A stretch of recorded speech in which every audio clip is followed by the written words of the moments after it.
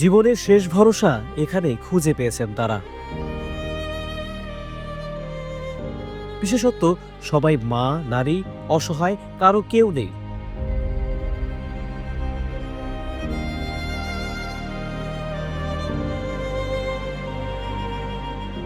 এমন সর্বহারা মা আর মেয়েদের ঠিকানা এই আপন নিবাস।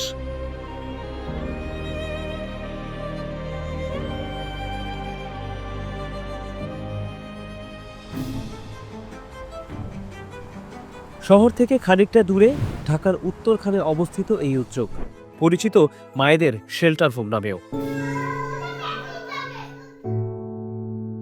এখানে থাকা নারীদের অনেকেই বয়সে বৃদ্ধ, ভীষণ ক্লান্ত, নুয়ে পড়া জীবনের ভারে। কেউ কেউ হাঁটতে পারেন না, চোখেও দেখেন না অনেকে। কারো কারো বাকশক্তি নেই। শরীরে নতুন পুরনো নানা অসুখ, যা ঠিকঠাক চিকিৎসা হয়নি কখনো। একটা বড় সময়ে নীরব, শব্দহীন তারা, যেন অপেক্ষা কারো জন্য। এমনকি নিজের নাম পরিচয় বলতেও অনীহা তাদের। অথচ একসময় স্বামী, সন্তান, সংসার সবই ছিল তাদের। শেষ প্রান্তে এসে কেউ নেই আজ, বড্ড একা।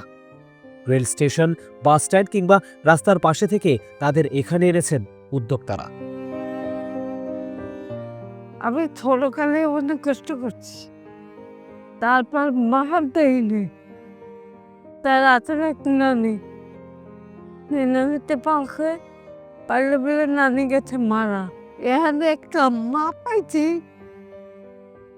মায়ের বুকে আগুন লাগে রাখে, মায়ের খাওয়ায় লওয়ায় সব করে, অনেক কষ্ট করে আমাকে জন্য। বাবার বাড়ি একটু গরিব আছিল বাবা, পরে একবারই কাম করছি, কাম করতে করতে আমার ঢাকা বিয়ে হয়েছে। হেনতেন জামাইয়ে স্টেপ করে দুনিয়াতেন গেলুগা চোখ গেছে গা, আর হসুর বাড়ি কেউ রায় না আমার খেতে দিছে। কি আমারও করলাম, তোমার বেতন বেশি করে বাড়াই দুমু, তুমি আমার বোনের বাড়িতে পাই গিয়া আমার কাম কাজ করা লাগতো না, আমার দিদা হুরুটা রাখবা, আর কোনটা কাম করা। ওই আইলাম, আইয়া এখানে থাকলাম, ডাকাতাইয়া থাকলাম, থাইকে ওখানে তখন আর কাম কাজ কত পাইন বেটির লগে, ও বেটি আমার এখানে নিয়ে দেখে লাগিয়া।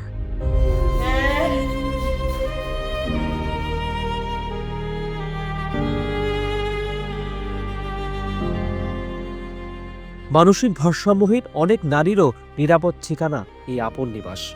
তাদের কেউ কেউ এখানে এসেছেন গর্ভবতী হয়ে, জন্ম হয়েছে সন্তানের, বাবার পরিচয় অজানা, মার আচরণ অস্বাভাবিক। তাতে কি, এখানকার বাকি যারা, তারা সবাই যেন অভিভাবক হয়ে উঠেছে এসব শিশুর।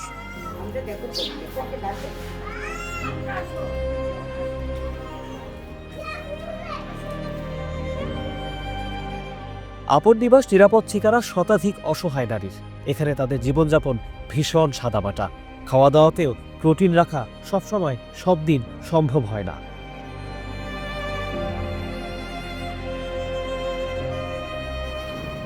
খুব সাদামাটা এই খাবারের জন্য দিনে লাগে অন্তত 15,000 টাকা, আর অন্যান্য ব্যয় তো আছেই।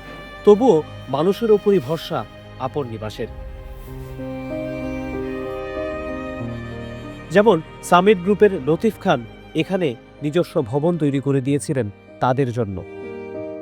মহামানব বলবো, সে একদিন আসছে বলে আপনার এই জায়গাতে আমি ঘর করে দেবো, আমার মা নাই, আমার মায়েরা থাকবে, আমার মা থাকলে থাকতো না।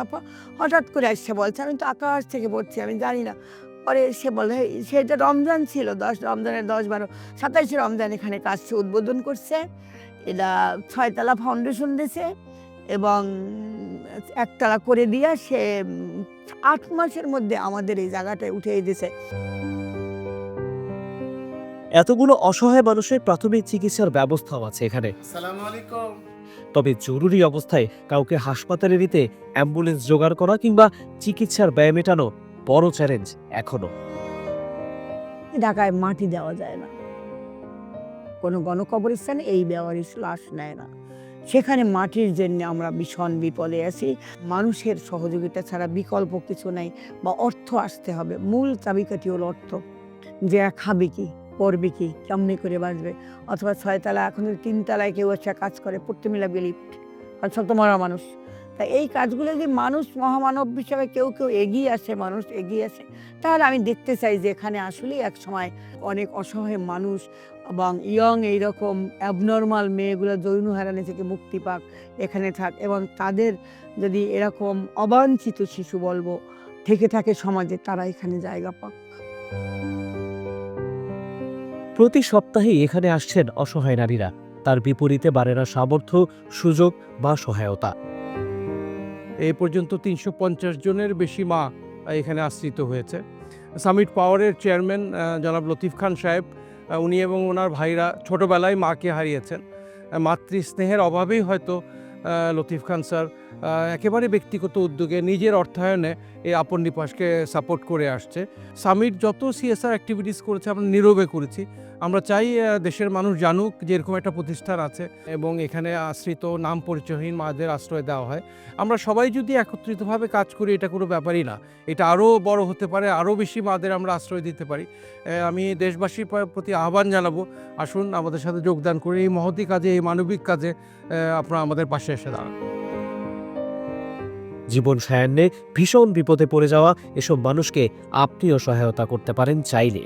এমন সহায় সম্বলহীন কোনো মা কিংবা নারীকে পেলেও পাঠাতে পারেন আপন নিবাসে।